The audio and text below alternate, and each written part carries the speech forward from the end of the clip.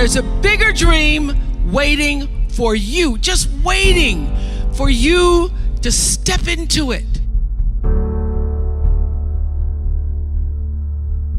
Everything you try to do is already done. So when I figured that out, what I'm putting out is what's coming back. Let me get real clear about what it is I'm putting out. Real clear.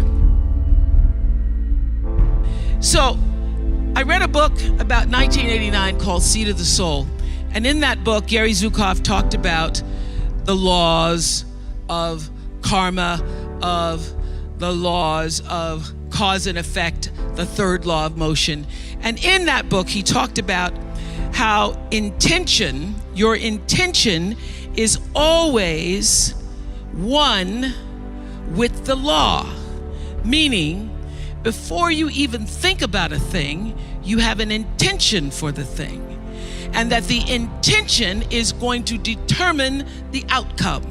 That's why the same people can go to the same church service and somebody walk down the aisle just to be seen to put some money in the church, and somebody else who just goes and just has a little bit to offer. The intention with which you give, the intention with which you serve determines the outcome. So when I figured that out, I went, whoa.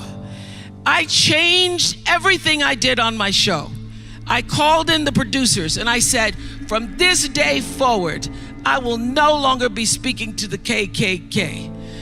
I will no longer be speaking to people who are fighting each other in a way that it is damaging to the character of myself and other people who watch. From this day forward, I am only going to do intentional television. So it is my intention to fulfill the dream of the Creator.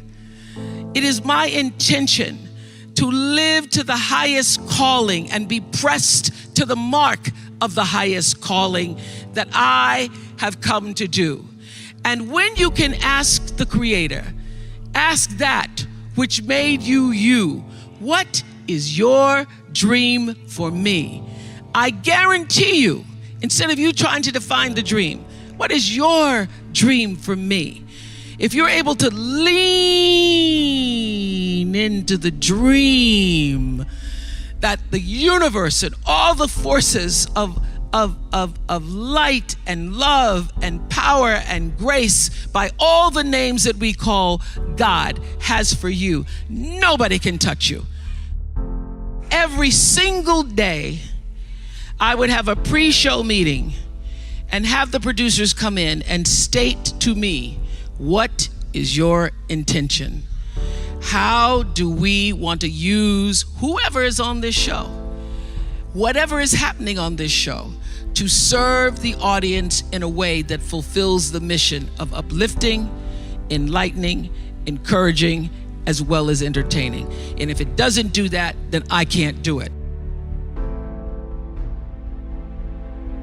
There's a bigger dream waiting for you, just waiting for you to step into it. To step into it. Your life is big. Your life is huge. And we spend so much time wanting to be in somebody else's life. And you don't get honored, you don't get revered, you don't get celebrating wanting what somebody else has, because that which created you, divine intelligence that dreamed you from before your ancestors ever knew they would become your ancestors, that which dreamed the seed of you, wants you to know how special, how wondrous, how mysterious, how complex, how glorious, how phenomenal you are. And you get no credit messing in somebody else's territory or trying to have power over something you have no control. Another one of my favorite teachings is The Wizard of Oz.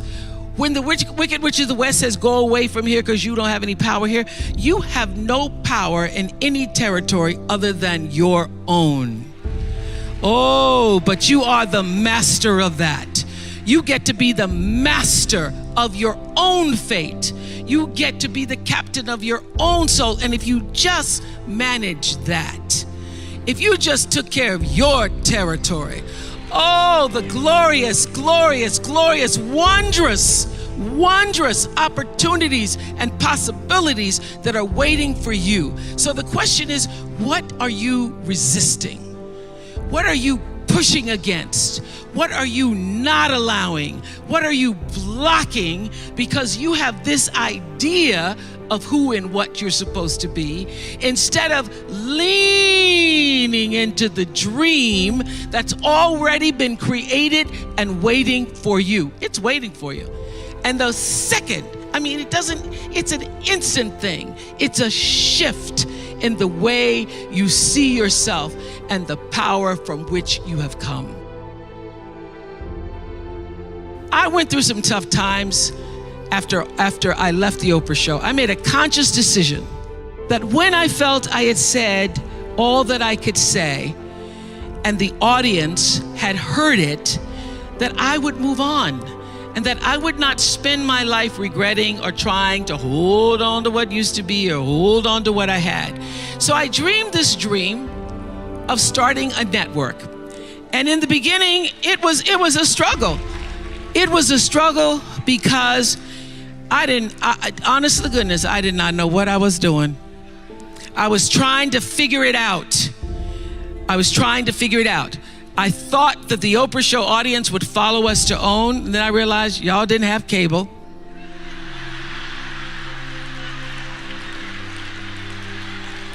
And if you had cable, you did not have the OWN package. So it took me a minute. And unlike most people who you get to have your mistakes in private, some don't go right in your life, you get to sulk about it in private. If I make a mistake, it's on the CNN crawl or the CNN news. So when I was in the climb and there were so many wonderful owners, I see Churl Action Jackson here. There were so many wonderful owners, people who said, oh, we're gonna stand with you. We're gonna stand by you. Thank you, Roland Martin. There were so many people who said, listen, we believe that this can happen. So I dreamed the dream along with Tyler Perry, who was my friend, who came to me and said, Tyler said, I'm gonna help you out because Tyler can go home and write a script and direct it, produce it, and shoot it, and do it for less money than anybody in Hollywood. So we started with the foundation of have and have nots.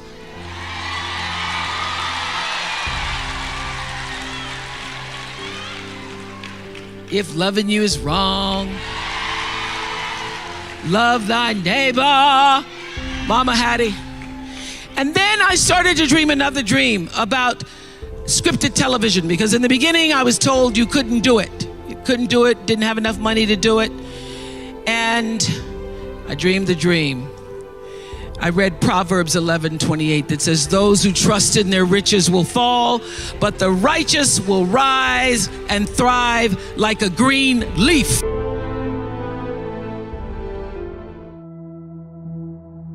It was very difficult for me to figure out where my boundaries were because I'd grown up poor and didn't have anything.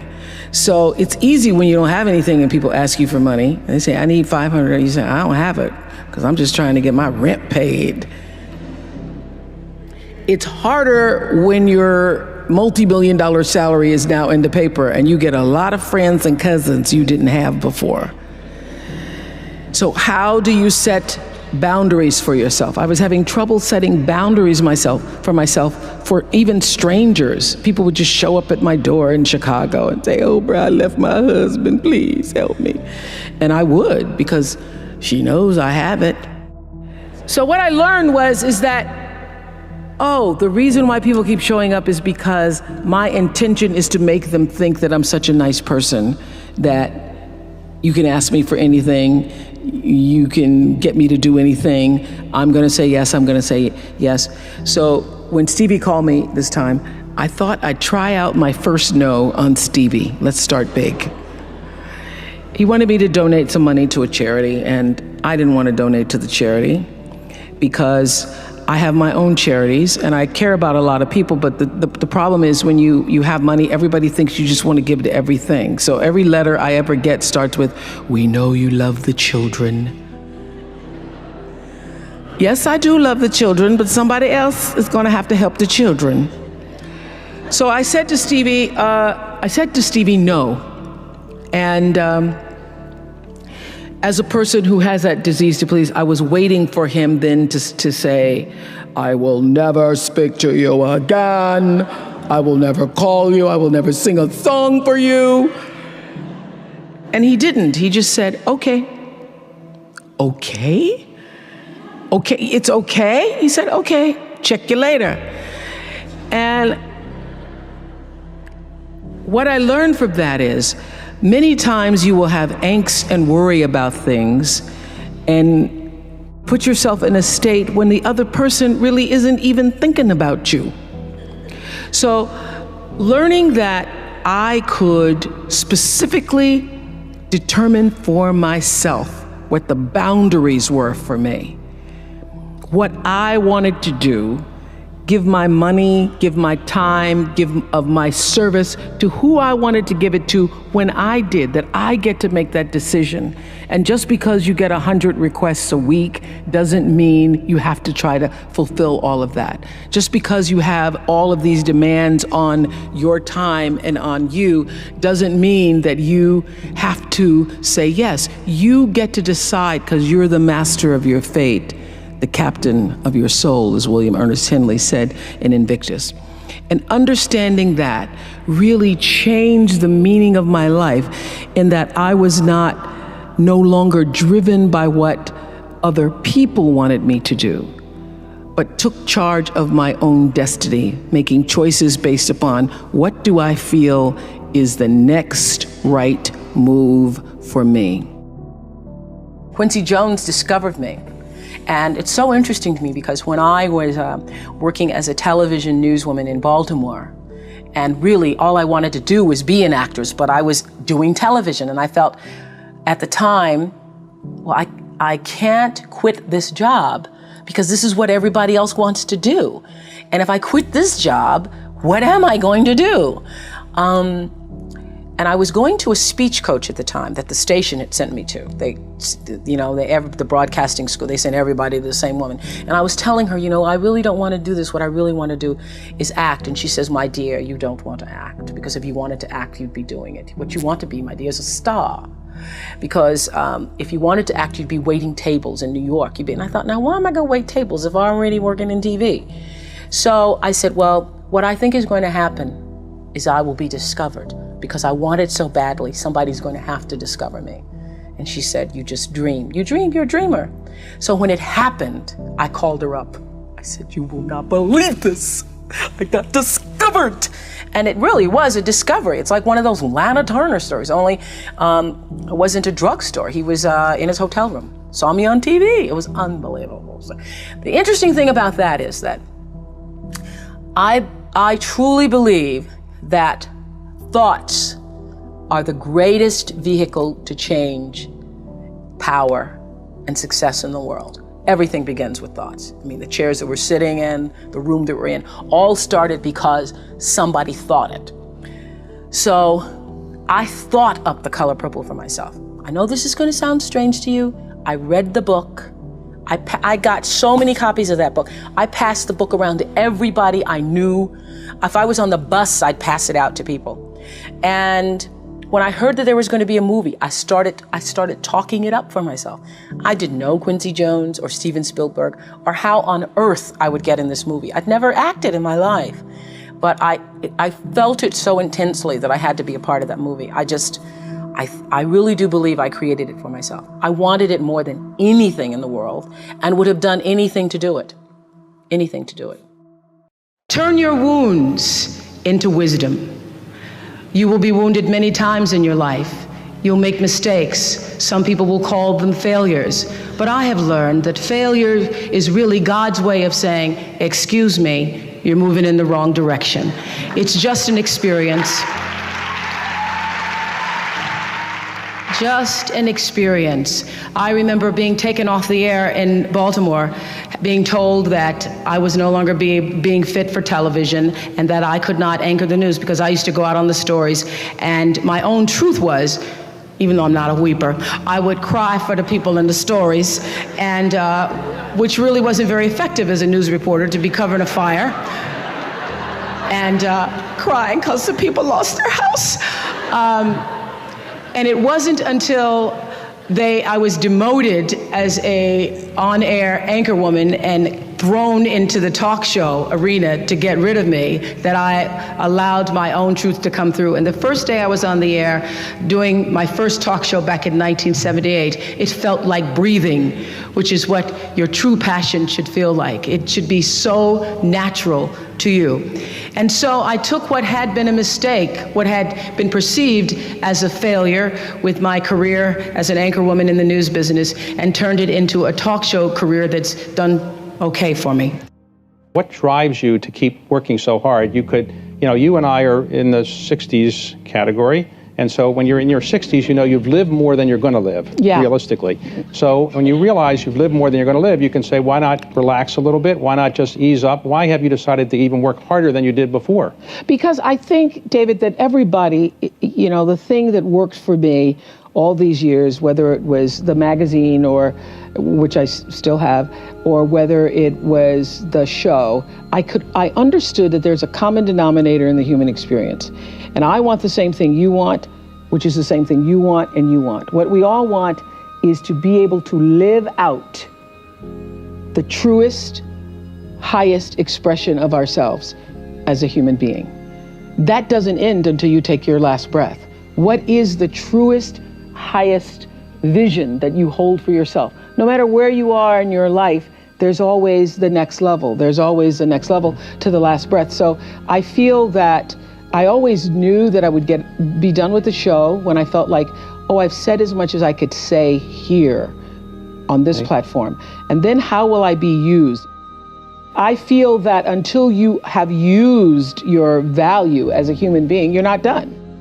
I first started as a broadcaster. I was 19, very insecure, thrown into television, pretending to be Barbara Walters, looking nothing like her, and still going to college. So I do all my classes in the morning from 8 to 1, and then the afternoon I work from 2 to 10 and did the 6 o'clock news.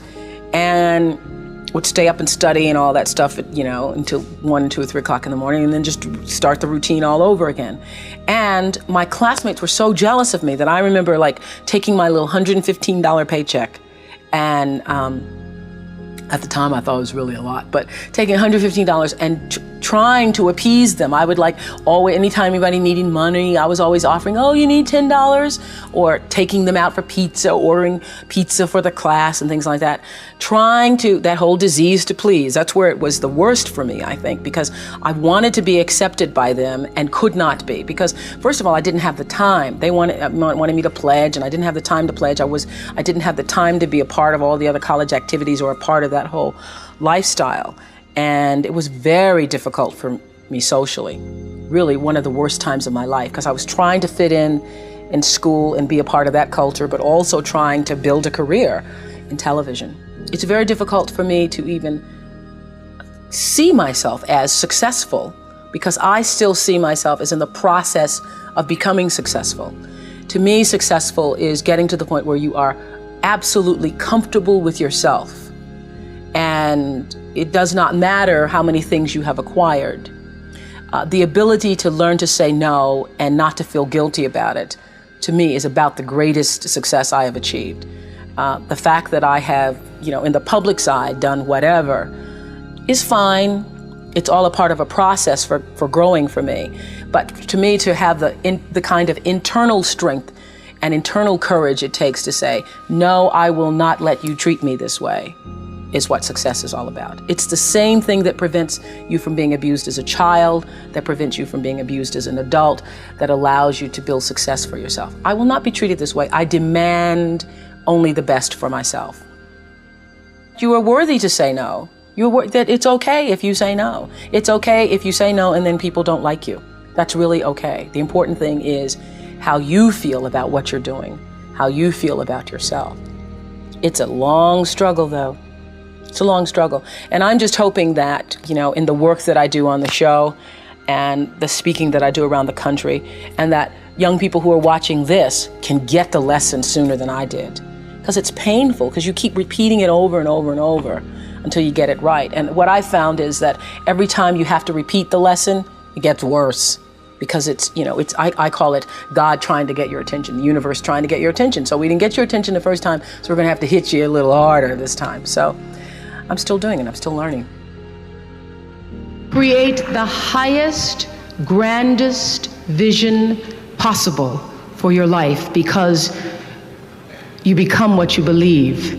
When I was a little girl, Mississippi, growing up on the farm, only buckwheat as a role model, watching my grandmother boil clothes in a big iron pot through the screen door because we didn't have a washing machine and made everything we had. I watched her and realized somehow inside myself and the spirit of myself that although this was segregated Mississippi and I was colored and female, that my life could be bigger, greater than what I saw. I remember being 4 or 5 years old. I certainly couldn't articulate it, but it was a feeling, and a feeling that I allowed myself to follow. I allowed myself to follow because if you were to ask me what is the secret to my success, it is because I understand that there is a power greater than myself that rules my life. And in life, if you can be still long enough in all of your endeavors, the good times, the hard times, to connect yourself to the source. I call it God, you can call it whatever you want, to the force, nature, Allah, the power. If you can connect yourself to the source and allow the energy that it is your personality, your life force, to be connected to the greater force, anything is possible for you. I am proof of that. I think that my life, the fact that I was born where I was born and the time that I was and have been able to do what I've done, speaks to the possibility, not that I am special, but that it could be done. I have paid attention to my life because I understand that my life, just like your life, is always speaking to you, where you are, in the language, with the people, with the circumstances and experiences that you can understand and interpret if you are willing to see that always life, God, is speaking to you. Now, it took me a while to actually really get this and to understand it, but once I did, I started paying attention to everything.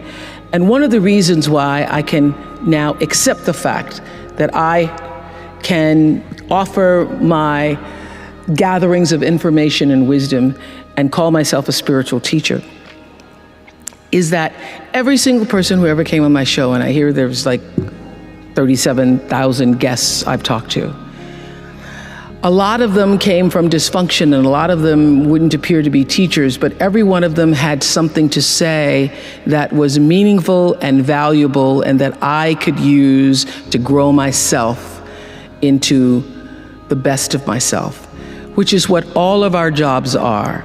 Your number one job is to become more of yourself and to grow yourself into the best of yourself. I remember when I started the school and I said to my beloved friend, Maya Angelou, I said, Maya, I'm just so proud that I was able to create this school. And I said, this is going to be my greatest legacy. And Maya said to me, you have no idea, because your legacy is every life you've touched. And that shifted the way I saw legacy or what you leave behind or what you do. Because Maya was explaining to me that, over all the years of watching your show, everybody who decided that they were going to go back to school or lose weight or no longer hit their children or get out of a bad marriage, all of those people who have seen and experienced your voice. And the same thing with everybody here. Your legacy is every life that you've touched. And we like to think of it, I know you have done amazing things with your philanthropy. We like to think that these great philanthropic moments are the ones that leave the impact or will make the huge difference in the world. But it's really what you do every day. It's how you use your life to be a light to somebody else's, and it's how you use your work as an expression of your own art, whatever that is. Close your eyes for a moment, will you please? And breathe with me. Just close your eyes. And if you will, put your thumb to your middle finger and gather your other fingers around. And let's feel the vibration and pulse of your personal energy as you take 3 deep breaths with me. Inhale. And as you exhale, just feel the vibration, energy, blood pulsating through your body, through you. And another inhale.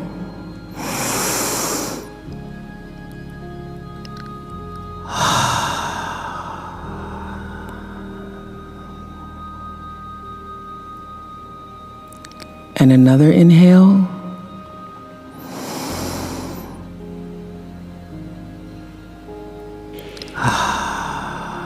And keep your eyes closed. And let's just think about this day. This day that you have been graced to breathe in and out thousands of times. This day where many of those breaths were taken for granted. You just expected the next one to come. But the truth is, there's no guarantee that the next one comes. This day, how you started your day, what your thoughts were this morning, how you've carried yourself through this day, how you've been allowed to have encounters and experiences, some challenging, some more life-enhancing, that pushed you forward another day of being here on the planet Earth as a human being. Let's just think about that. After all you've been through, in this day alone,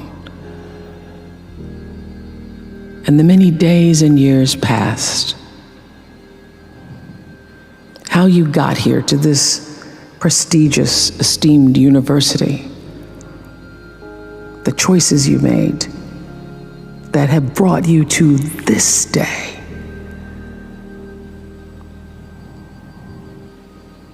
Open your heart and quietly to yourself say the only prayer that's ever needed. Thank you. Thank you. Thank you. You're still here. And you get another chance this day to do better and be better. Another chance to become more of who you were created and what you were created to fulfill. Thank you. As I've grown older, I've learned to appreciate living in the moment, and I ask that you do too. I've asked I'm asking this graduating class, those of you here, I've asked all of my viewers in America and across the world to do this one thing. Keep a grateful journal. Every night, list 5 things that happened this day, in days to come, that you are grateful for. What it will begin to do is to change your perspective of your day and your life. I believe that if you can learn to focus on what you have, you will always see that the universe is abundant and you will have more. If you concentrate and focus in your life on what you don't have, you will never have enough. Be grateful. Keep a journal. You all are all over my journal tonight.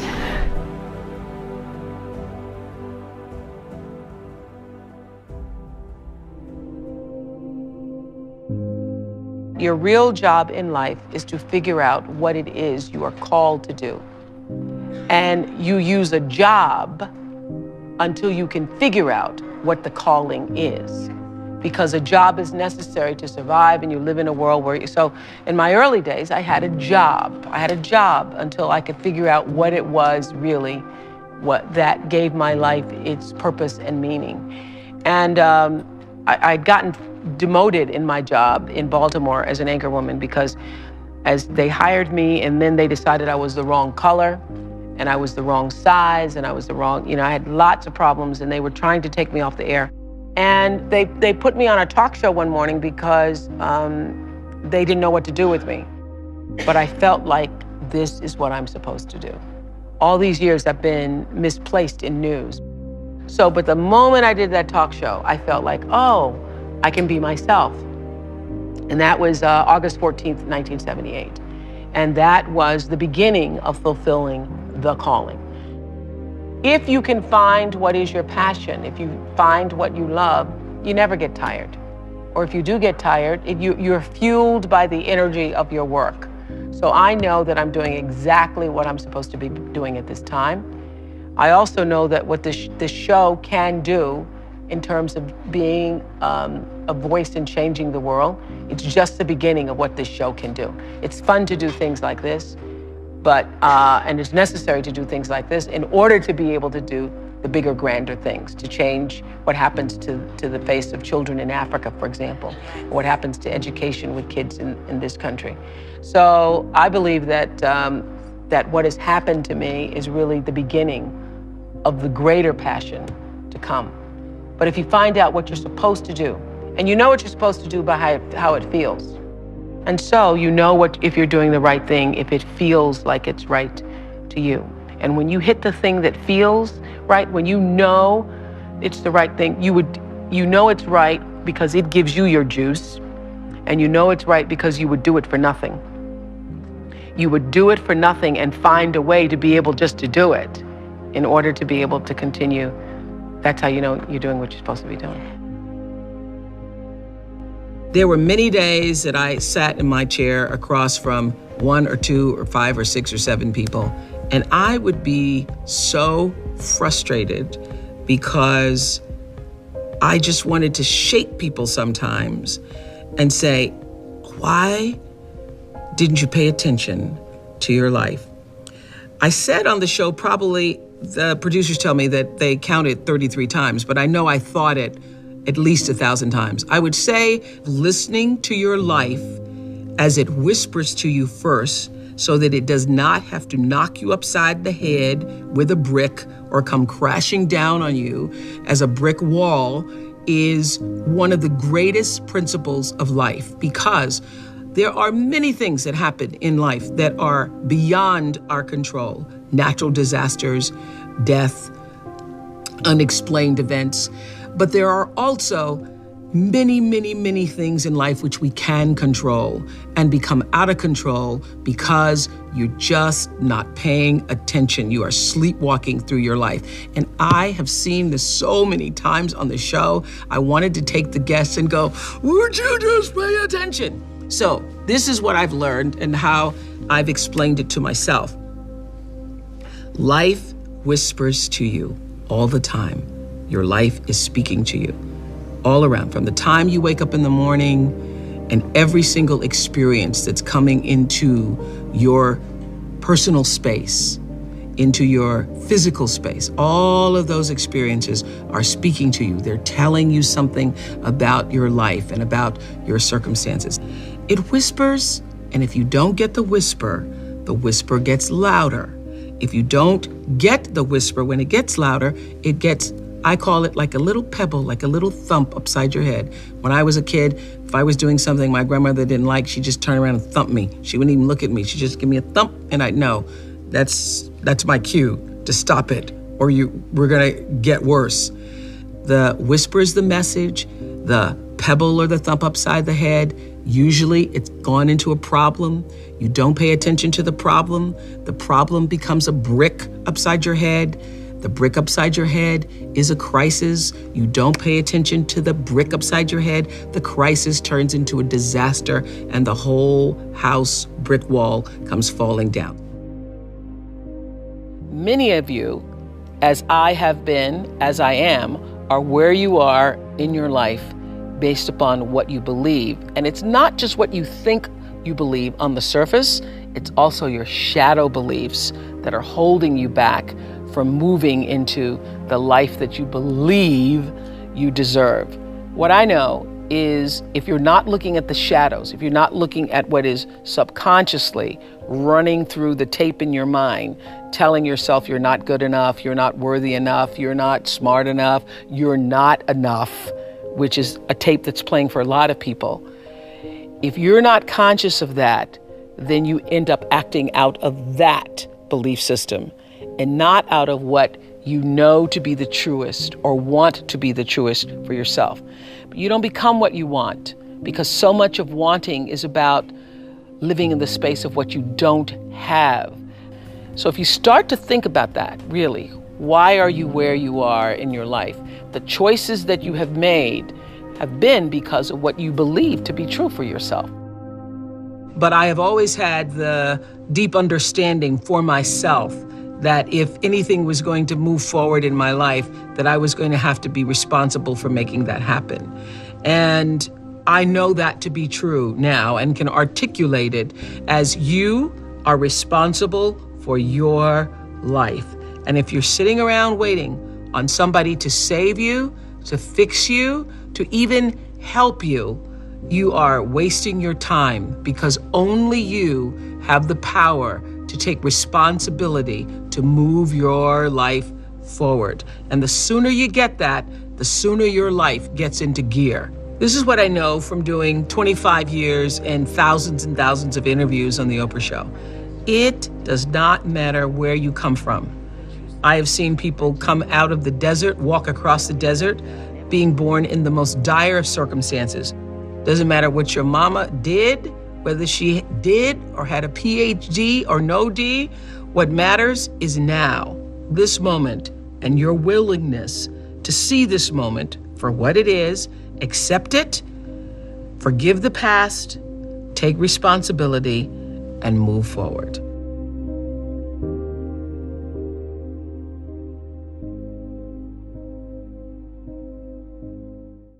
My one hope today is that I can be a source of some inspiration. I'm going to address my remarks to anybody who's ever felt inferior or felt disadvantaged, felt screwed by life. This is a speech for the quad. Well, I was on television by the time I was 19 years old.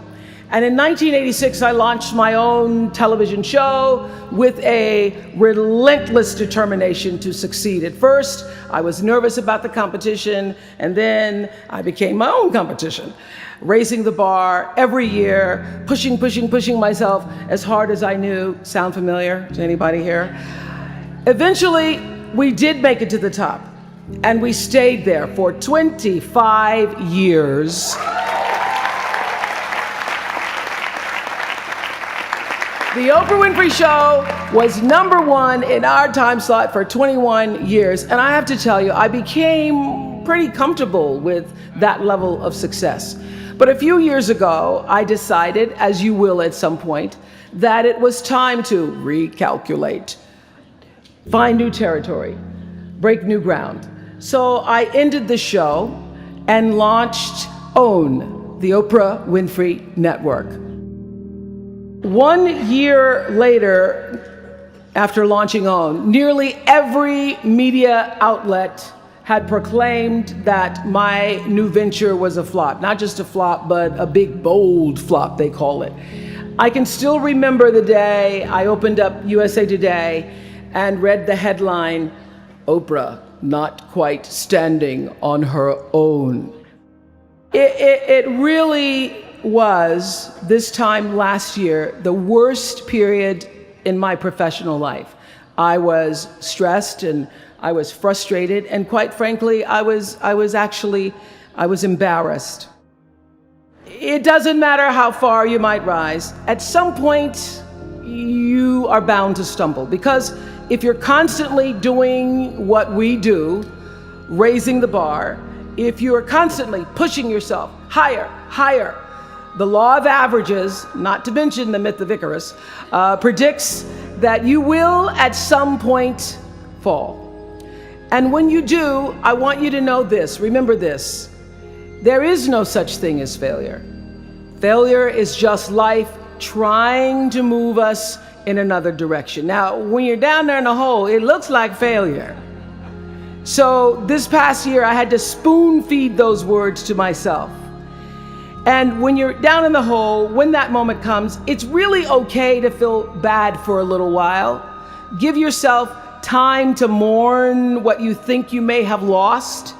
But then, here's the key: learn from every mistake, because every experience, encounter, and particularly your mistakes, are there to teach you and force you into being more of who you are. And then figure out what is the next right move. And the key to life is to develop an internal, moral, emotional GPS that can tell you which way to go. But the challenge of life, I have found, is to build a resume that doesn't simply tell a story about what you want to be, but it's a story about who you want to be. It's a resume that doesn't just tell a story about what you want to accomplish, but why. A story that's not just a collection of titles and positions, but a story that's really about your purpose. Because when you inevitably stumble and find yourself stuck in a hole, that is the story that will get you out. What is your true calling? What is your dharma? What is your purpose? For me, that discovery came in 1994 when I interviewed a little girl who had decided to collect pocket change in order to help other people in need. She raised $1,000 all by herself, and I thought, well, if that little 9-year-old girl with a bucket and a big heart could do that, I wonder what I could do. So I asked for our viewers to take up their own change collection, and in 1 month, just from pennies and nickels and dimes, we raised more than $3 million that we used to send one student from every state in the United States to college. And together we built 55 schools in 12 different countries and restored nearly 300 homes that were devastated by Hurricanes Rita and Katrina. So the Angel Network, I've been on the air for a long time, but it was the Angel Network that actually focused my internal GPS. It helped me to decide that I wasn't just going to be on TV every day, but that the goal of my shows, my interviews, my business, my philanthropy, all of it, whatever ventures I might pursue, would be to make clear that what unites us is ultimately far more redeeming and compelling than anything that separates me. Because what had become clear to me, and I want you to know, it isn't always clear in the beginning, because as I said, I'd been on television since I was 19 years old. But around 94, I got really clear. So don't expect the clarity to come all at once, to know your purpose right away. But what became clear to me was that I was here on earth to use television and not be used by it, to use television to illuminate the transcendent power of our better angels. So this Angel Network, it didn't just change the lives of those who were helped, but the lives of those who also did the helping. It reminded us that no matter who we are, or what we look like, or what we may believe, it is both possible and, more importantly, it becomes powerful to come together in common purpose and common effort. In our political system and in the media, we often see the reflection of a country that is polarized, that is paralyzed, and is self-interested. And yet, I know you know the truth. We all know that we are better than the cynicism and the pessimism that is regurgitated throughout Washington and the 24-hour cable news cycle. We understand that the vast majority of people in this country believe in stronger background checks because they realize that we can uphold the Second Amendment and also reduce the violence that is robbing us of our children.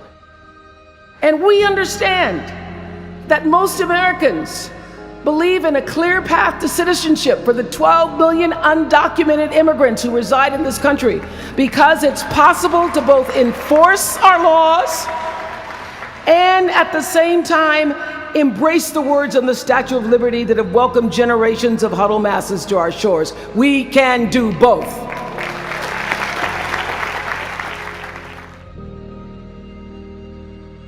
The point is, your generation is charged with this task of breaking through what the body politic has thus far made impervious to change. Each of you has been blessed with this enormous opportunity of attending this prestigious school. You now have a chance to better your life, the lives of your neighbors, and also the life of our country. When you do that, let me tell you what I know for sure. That's when your story gets really good. Maya Angelou always says, when you learn, teach. When you get, give. That, my friends, is what gives your story purpose and meaning. So you all have the power in your own way to develop your own Angel Network. And in doing so, your class will be armed with more tools of influence and empowerment than any other generation in history. I did it in an analog world. I was blessed with a platform that at its height reached nearly 20 million viewers a day. Now here in a world of Twitter and Facebook and YouTube and Tumblr, you can reach billions in just seconds. I know you all understand better than most that real progress requires an authentic way of being, honesty, and above all, empathy. I have to say that the single most important lesson I learned in 25 years talking every single day to people was that there's a common denominator in our human experience. Most of us, I tell you, we don't want to be divided. What we want, the common denominator that I found in every single interview, is we want to be validated. We want to be understood. I've done over 35,000 interviews in my career. And as soon as that camera shuts off, everyone always turns to me and inevitably in their own way asks this question: was that okay? I heard it from President Bush. I heard it from President Obama. I've heard it from heroes and from housewives. I've heard it from victims and perpetrators of crimes. I even heard it from Beyonce and all of her Beyonce-ness. She finishes performing, hands me the microphone and says, was that okay? Friends and family, yours, enemies, strangers, in every argument, in every encounter, every exchange, I will tell you, they all want to know one thing. Was that okay? Did you hear me? Do you see me? Did what I say mean anything to you? So whether you call it soul or spirit or higher self, intelligence, There is, I know this, there's a light inside each of you, all of us, that illuminates your very human beingness if you let it. No matter what challenges or setbacks or disappointments you may encounter along the way, you will find true success and happiness if you have only one goal. There really is only one, and that is this: to fulfill the highest, most truthful expression of yourself as a human being. You want to max out your humanity by using your energy to lift yourself up, your family, and the people around you. Theologian Howard Thurman said it best. He said, "Don't ask yourself what the world needs. Ask yourself what makes you come alive, and then go do that. Because what the world needs is people who have come alive." From time to time, you may stumble, fall. You will for sure, count on this, no doubt. You will have questions and you will have doubts about your path. But I know this: if you're willing to listen, to be guided by that still small voice that is the GPS within yourself, to find out what makes you come alive, you will be more than okay. You will be happy, you will be successful, and you will make a difference in the world.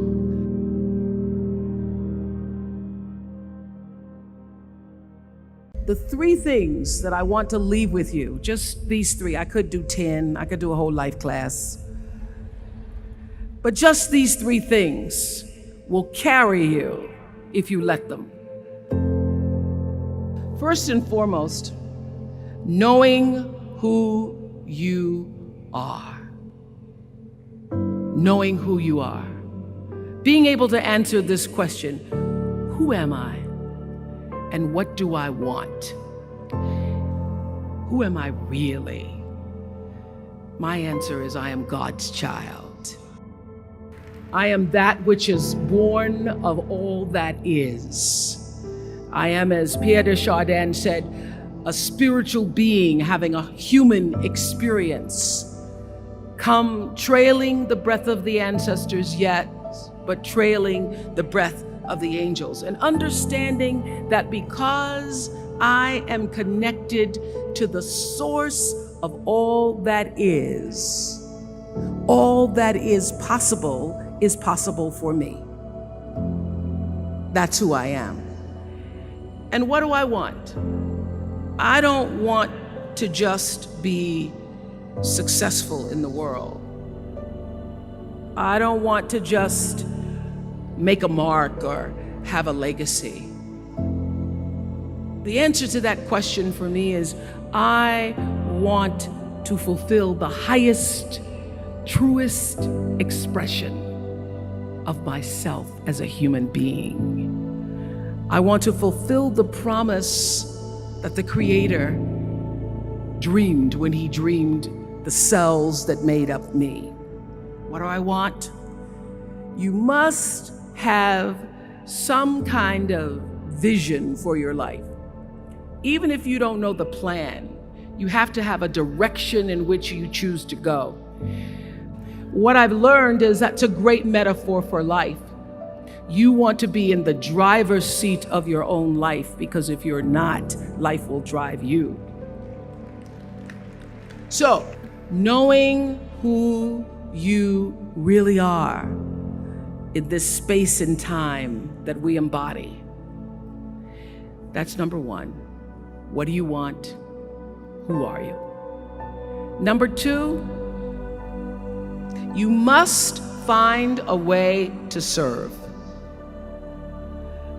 Martin Luther King said that not everybody can be famous, but everybody can be great, because greatness is determined by service. Now, we live in a world where everybody wants to be famous and where we admire people for just being famous. We think being known brings us value. The truth is, all of that will fade in time. In 3 years, you won't be able to name the housewives of Atlanta. The real truth is that service and significance. Service and the significance that you bring to your service is that which is lasting. So to be able to, whatever your occupation or job or talent or gift is, our honorees today getting doctorate degrees, to apparently opposite fields, HIV and AIDS and the spoken word.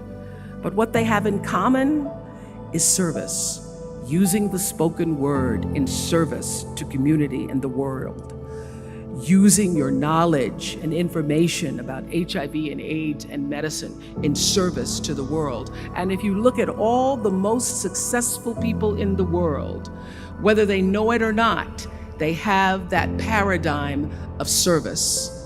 Everybody's talking about Mark Zuckerberg and the IPO. Service. Jay-Z rapping. Service. Through the word, to people, through song. For many years, I was really just happy to be on TV, and people would stop and say, "Oh, you on TV?" "Yeah, I'm on TV. I like being on TV. It's a nice job."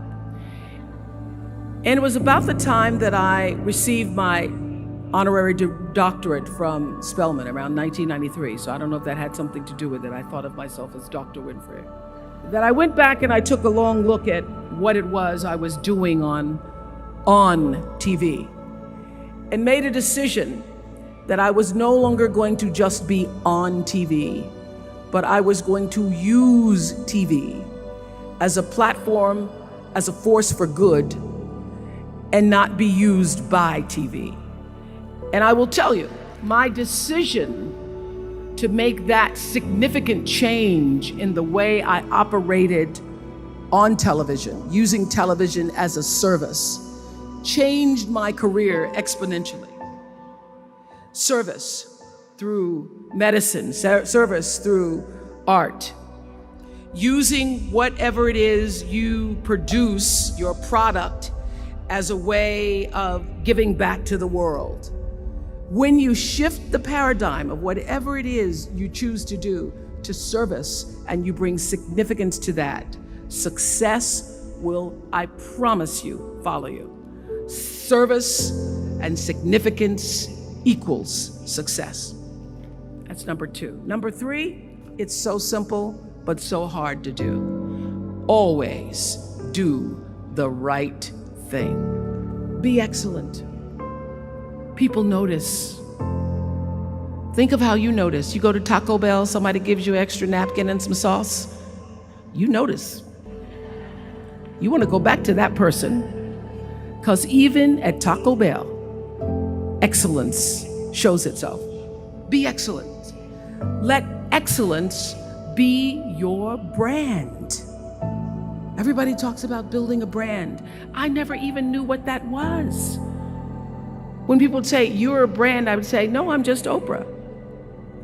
What I recognize now is that my choice to, in every way, in every example, in every experience, to do the right thing and the excellent thing is what has created the brand. And what I know is that when you are excellent, you become unforgettable. People remember you. You stand out. Regardless of what it is, you become an unforgettable woman. And that is what we all want. We want to be unforgettable and not forgettable. So doing the right thing, even when nobody knows you're doing the right thing, will always bring the right thing to you. I promise you that. Why? Because the third law of motion is always at work. For every action, there's an equal and opposite reaction. That is so true in all of our lives. You just have to do the right thing, and the right thing will follow you even when people don't support it. I remember many times on my show. There are many shows y'all never saw.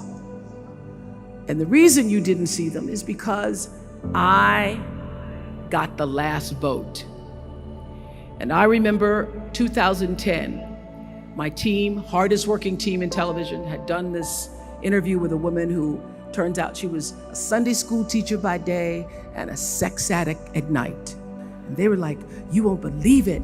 We got her going out, we got her with the men, and we get to show her, and she was willing to show us everything. I sat down with a woman for an interview that was taped.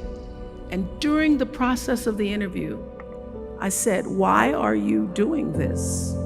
And she said, oh, I want to help people. I want to tell my story and I want to help people. I said, do you have children? She says, yes, I have a 10-year-old son. I knew right then, this is never going to see the light of day. So we got off the air and I said to the lady, we are not going to air that show. And she said, why? My producer said, why? She knew she was being filmed. She knew what she was saying. She knows what you... I said, because her son will never get over it. Her son will never get over it. And it's not worth a rating point to me. Not worth a rating point to me to know that there's a 10-year-old boy who's destroyed because his mother went on the Oprah Winfrey Show and told all her business. You do the right thing, even when other people think it may not be. And oftentimes, when you make a decision to do the right thing, immediately you're faced with doubt. Was that the right thing?